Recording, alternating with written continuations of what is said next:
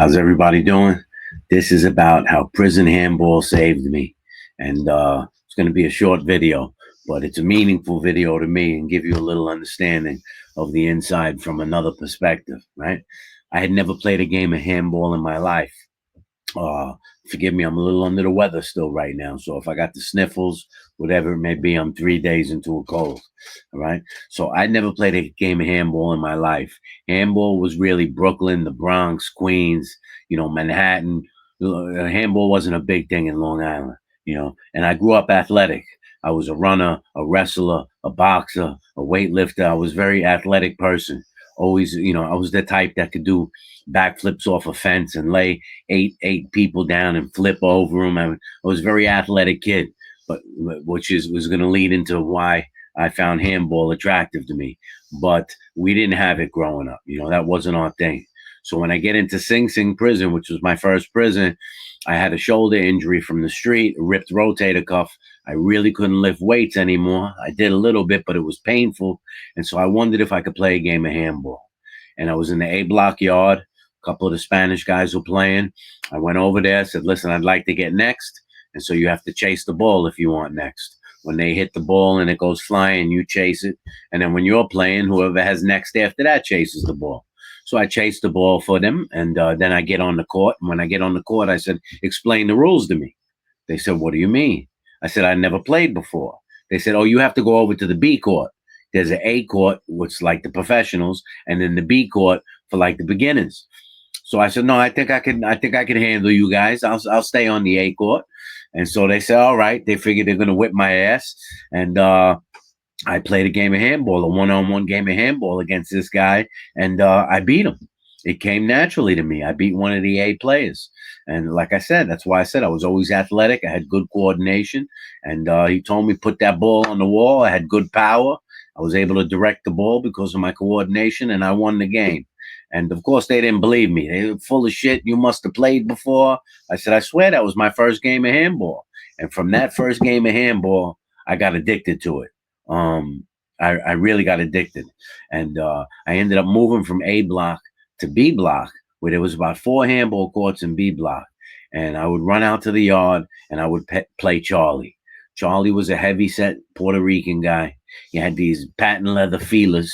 They used to allow them into the facility, these red patent leather feelers, and he had his black handball gloves on. He was a heavy, older Spanish guy. And I used to go out there and play Charlie one-on-one every day, and I could not win. I could not beat him. I was beating most of the guys in the facility, but I couldn't beat Charlie.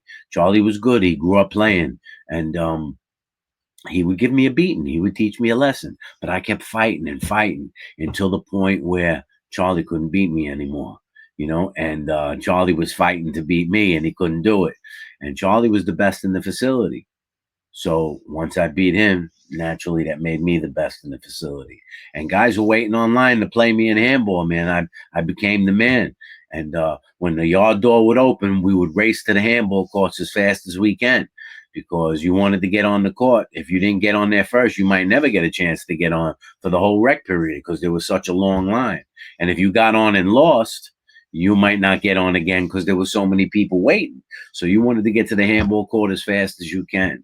And what I found for me is that because I was a hyper person, handball was an outlet for me. You see, I was trapped in that cell all day, and being trapped in the cell is a nightmare for a person who's hyper. I mean, to give you an example of that, as a kid, my mother had a boyfriend after my parents divorced, and he called my brother home piece because my brother liked to stay in his room all the time and read. And he called me home toast because I popped in and out of the house 100 times a day, like a piece of toast popping in, popping up and down. I didn't sit still, and I never sat still my whole life. I was a very hyper person. And so when you placed me inside of the cell, this caused high anxiety and it caused a lot of depression. So when I found the handball, that was my opportunity to get out there and exert myself. It was a way for me to beat myself up as much as I could so I could go back into the cell and pass out. It was a way for me to let out my frustration. It was a way for me to let out my depression. Handball became very meaningful for me, and I found myself always in the catalogs burning through 2, 3 pairs of sneakers a month because you destroy the soul playing handball or the sneakers. So I was always ordering sneakers, always ordering handballs, and it became something that was just meaningful to me. We had 3 rec periods a day. We had the morning, the afternoon, and the evening rec period. And I would run to I would most of the times run directly to the handball court. But a lot of times I would go to the fellas first, hang out with the fellas for a little bit. But they knew that I was a handball guy, so I would just fly over there. And playing handball got me a lot of respect from people because there was a lot of different people on the handball court. And Spanish guys, black guys, Dominican guys, Mexican guys, whatever it may be. A lot of guys got into the handball. And because I was the man on the handball court, it got me a lot of respect in the prison. It also showed them that I could move, that I was fast, that I was strong, that I can play. So, believe it or not, handball does a lot of things for you. And so I started, Charlie couldn't beat me anymore. And a lot of guys were fighting to play for me. And this would happen in any facility that I would go to. I tell you a funny story is one day, still in Sing Sing, I needed a handball partner because they were playing doubles over there. And so I asked Frankie, Fat Frankie, to come play with me. But Fat Frankie was a little older than me. I'll tell you a quick little story about Fat Frankie. Fat Frankie was one of the Italian guys. He hung out up on the hill with all of us. He was part of the crew, always playing pinochle. And, you know, Fat Frankie was a made man. He was a gangster. He was a made man in the mob. And he has recently passed away. I was very sorry to hear Fat Frankie passed away. But I didn't notice about Fat Frankie at first. He used to hang out with us every day. He never mentioned anything. He was a very funny character, too. He would really make you laugh. And he was a little heavy set. That's why they called him Fat Frankie. So anyway, I tell him, listen, Frankie, he told me some great stories. He's got some funny, funny stories. I should share a few of them with you one day. But may Frankie rest in peace, really. And so I say, Frankie, I need a handball partner. Come on, come play with me. He says, no, I can't do it, Fish. You know what I mean? I'm too old. He says, I got bad ankles. He goes, I was robbing a jewelry store. We were cutting a hole in the roof. He said, but the cops were coming, so I had to jump off the roof. I broke my ankles. I can't play. I said, come on, Frank. I said, listen, all you got to do is stand behind me. I'm going to play up front. I says, any of the shots that go over my head, all you got to do is hit the ball and make sure it goes on the wall. I'll take care of the rest. So we get onto I convince him to come down there. We get on the handball court. We're playing 2 younger Spanish guys. Frankie's way out of his league, but I'm just doing it for some fun today. And we're in the middle of playing. The game is going. And Frankie's getting a few shots on the wall. He's having a hard time. And one of the Spanish guys, boom, hits the ball and it goes sailing over my head. So I know it's a shot for Frankie. Without looking back, because I'm focused on the wall, I said, Frankie, just hit it as hard as you can. Hit it as hard as you can. And I hear him go, oh. And I'm waiting and I don't see the ball. But I see something sliding across the court. It slides right between my legs and up against the wall. I said, what the hell is that? And I look, and it's Frankie's teeth. Frankie swung so hard that his false teeth came flying out of his mouth. I was dying laughing. Frankie picks up his teeth. He's washing them with a bottle of water, and he's cursing me out. I told you I don't want to play your shit. But that was a funny story about getting Frankie on the handball court, So handball becomes my outlet, Another guy, before I get into the handball, another one of the best players I met was a guy named Woody. Woody was over 300 pounds. And Woody was an amazing, amazing handball player. Really, really good. Very underestimated. Big guy. But he could move, and he had great ball placement. Handball was serious. Like, we took it. So you came off the court bleeding. After Sing Sing, I would go to Attica. I mean, we were shoveling snow off the court in Attica to play handball in the middle of winter, bringing buckets of hot water to keep the balls warm so they would bounce good. We were playing in the rain. We were playing in the cold. Guys are coming off the court bleeding from diving. And it was taken serious. People are betting. They're betting $50 bills, 5 packs of cigarettes, 10 packs of cigarettes. People are gathering around to watch the game. I'm not saying I was the best, but I was one of the best. In many of the facilities that I was in, I was the best. And I was one of the best in the prison system in New York. I was addicted to this game of handball. And it really helped me a lot, mentally and emotionally. It did wonders for me. So after I became known that when I would go from one prison to another, when I was getting off the bus, guys I didn't even know would point the finger at me and be like, yo, you're that handball guy, right? I saw you play in this facility. I said, yeah, I'm the handball guy. I like playing handball, and so I would do that wherever I go. And I was always on the package list, making sure my handball sneakers were there, my handball gloves were there. If I was on the draft from one facility to another, my first question was, is there handball courts there? Do they play handball there? So it was something that I really, really enjoyed. The Spanish guys used to hate me. I mean, hate me, but with love in their hearts, because they consider that their game. Like, they grew up playing handball. And they'd be cursing me out in Spanish. Blanquito motherfucker means white motherfucker. Or they call me gordo blanquito, means fat white guy. I wasn't fat, but I was muscular. So they're always cursing me out in good faith, in good fun. They were just sick that they couldn't beat me. But I was good. I was a lefty. I was fast. I was quick. I had good ball placement. And it was something that I really enjoyed. So it helped me exert myself in that scenario. Like I said, blood, sweat, and tears, man.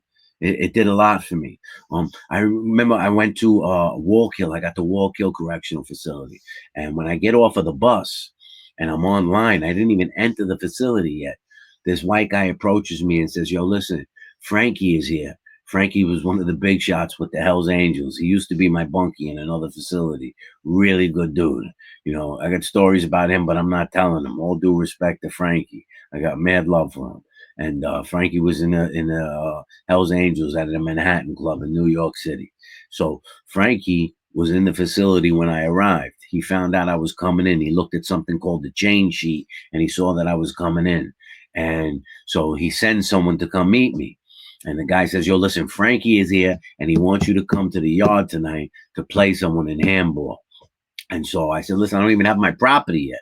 I need my sneakers. I need my stuff. He said, he's going to get you all your property. Frankie's going to get you all your property. He's got it going to your cell already, to your room already. Don't worry about it. Just come to the yard and play handball. So I make it to the yard that night, and I'm exhausted because I've been on the draft from one prison to the other. I didn't eat right for a day and a half. I haven't slept right for a day and a half. I've been chained and shackled for a day and a half. And I make it out to the yard, and there's Frankie. True Hell's Angels. Long hair, tattooed up, biker dude, tough guy. And Frankie says, listen, there's this dude running around the facility, Indio. Spanish guy. He said that he's the best player in the New York State prison system. I told him he hasn't met you yet, because Frankie used to see me play in another facility. So he said, you got to play him tonight. Everybody's waiting. Everybody's waiting on this. I don't know that. This guy Indio runs around with a big mouth. I like Indio, but he runs around with a big mouth telling everyone, I'm the best. Nobody could beat me. This, that. He was one of those guys always running his mouth. So there's Indio. I meet Indio, Spanish guy. I think he was Puerto Rican or maybe Dominican. I can't remember. He had a real long hair, ponytail, and nice guy. And, is going to be hard to play because he's an awesome player. But I accept the challenge. And all of a sudden we go on the court to warm up for a little bit. We're going to warm up. And there's about 40, 50 prisoners gathered around to watch the game, because that's what the word spread around the prison, that this guy came to beat Indio, me. And the officers are there, and people are gambling. They're gambling $100 bills.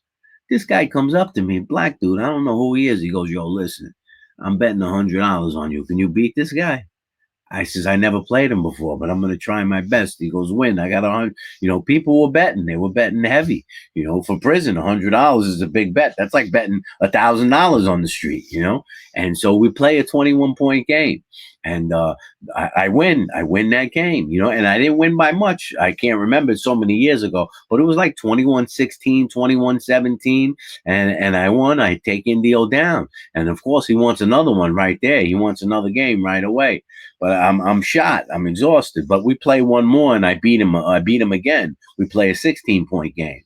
And after I beat him the second time, the whole population, the whole yard started singing, na na na na, hey. hey, goodbye. He was hurt. Indio was hurt, and but I became the man in that facility with the handball. So he definitely wasn't the best in New York State, because I know there was a few guys better than me. There had to be. I mean, I took over any facility that I went to. I took over the handball, and I played serious. I would constantly have blisters on my feet, bleeding feet, and I was taping them up and running back out there to play. I mean, I took it really serious. Pardon me one second. I still have this cold. So yes, it was a meaningful sport to me. The guys take it very serious. It was an outlet for me. It helped me a lot. It helped me a lot. Handball was really good. I also had one thing that I did was a lot of guys do it is I went on pen pal sites when I was in there. I love to write. I was writing my short stories. I've written about 150, 170 short stories, which I still have. I'm gonna tell some of those short stories on these videos. I haven't really told any of them yet. These are stories about pre-incarceration, the crazy stories that led to me being incarcerated. Because I'm lucky to be alive. I really mean that. I'm lucky to be alive. I lived a pretty psychopathic life before I went into prison, and so I'm going to tell some of those stories and uh, and get them out there. But I was saying the pen pals. I'm sorry. So while I was in there, I decided that I would go on some of these pen pal websites, and a lot of guys went on the pen pal websites to try and get people to take care of them while they were in prison. And to be honest, I really didn't need that. I had a few people that stood by me that I was very blessed to have that took good care of me. One of them was my uncle Frank. He's recently passed away. He was a lieutenant in the fire department, the New York Fire Department. He recently passed away, which was really sad. So he took very good care of me while I was there. My other friend that took care of me was my friend Bruce DiGiovanni, and Bruce recently passed away about 6 months ago. I paroled to Bruce's house when I came home. Bruce gave me a place to stay. He gave me a job. We had our ups and downs. He was a lifelong friend, and Bruce took really good care of me while I was incarcerated. He recently passed away, so I lost these people that stood by me. So I got pen pals because I really wanted to maintain communication with the outside world. I wanted to hear from people and talk to people and learn about people, and I ended up having well over 100 pen pals, well over 100 pen pals from all over the world. Not just the United States of America.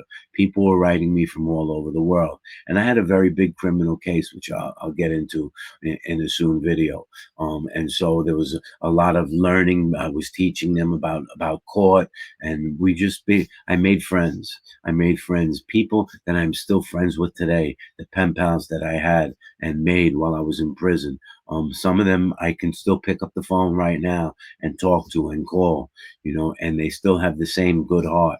But I do say that anyone that becomes a prison pen pal, you got to be careful with the type of prisoner that you're dealing with, because a lot of the prisoners are very slick at trying to take advantage of people. You know what I mean? And that's not the type of person that I am. I don't like to take advantage of people. I don't like to be known as a piece of shit or a scumbag. I really have a good heart for people. I lived a crazy life and I was wild, but that's because I was lost. But one thing about me is I like to take care of people like a caretaker. But people get these pen pals, and the pen pal is trying to gain something or trying to obtain something. So you have to be careful when you correspond with people on the inside. That's not to say that everyone is like that. Listen, I'm a realist. I talk about things for real. You know what I mean? The way I see them. We'll get into that another time. So, but the handball, man, this was about handball. That was my outlet. It was one of my main outlets, and I played a little on the street when I came home too. I played a little on the street. I'm getting old now. I can't run around the handball court with the kids anymore. But that's a little story about the prison handball. I hope you enjoyed it.